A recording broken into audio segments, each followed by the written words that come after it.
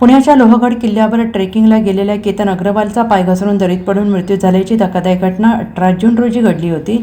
सुरुवातीला हा निव्वळ एक अपघात वाटत असताना आता पुणे पोलिसांच्या तपासात एक अत्यंत खळबळजनक आणि थरारक खुलासा झाला आहे। हा अपघात नसून होणाऱ्या पत्नीने आपल्या प्रियकराच्या मदतीने रचलेला एक थंड डोक्याने घेतलेला मर्डर प्लॅन असल्याचं निष्पन्न झालं। अग्रवाल कुटुंबात लग्नाची तयारी सुरू असताना प्रेमातील अडचण दूर करण्यासाठी केतनची भावी पत्नी सिया गोयल आणि तिचा प्रियकर चेतन चौधरी या दोघांनी मिळून केतन अग्रवालची लोहगड किल्ल्यावरून दरीत ढकलून हत्या केल्याचं तपासाअंती स्पष्ट झालंय।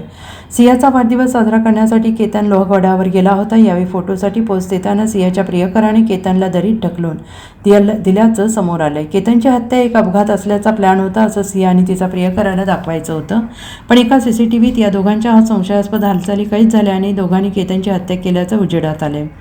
दरम्यान या सगळ्या प्रकरणावर केतनचे वडील विशाल अग्रवाल यांनी महत्त्वाची माहिती दिली आहे। पुण्यात लोहगड किल्ल्यावर 18 जून रोजी व्यावसायिक केतन अग्रवालचा मृत्यू झाला। केतन अग्रवालचा सिया गोयल बरोबर विवाह होणार होता, परंतु प्रेम प्रकरणातून सियाने केतनला संपवलं आहे आणि या प्रकरणी वडील विशाल अग्रवाल यांनी सिया गोयलवर अनैतिक संबंधाचा आरोप केला आहे। तसेच केतनचा मृतदेह घेऊन पोलीस आले तेव्हा सियाची कुठलीही रिॲक्शन नव्हती, तिला दुःख झालेले नव्हते, हे आम्हाला खटकले होते, पण आम्ही लक्ष दिले नाही। सिया गोयल हिचे चेतन चौधरीसोबत नोव्हेंबरपासून प्रेमसंबंध होते आणि त्यातून दोघांनी केतनची हत्या केली असं केतनचे वडील विशाल अग्रवाल यांनी म्हटलं आहे। Bureau report SVN Marathi Pune.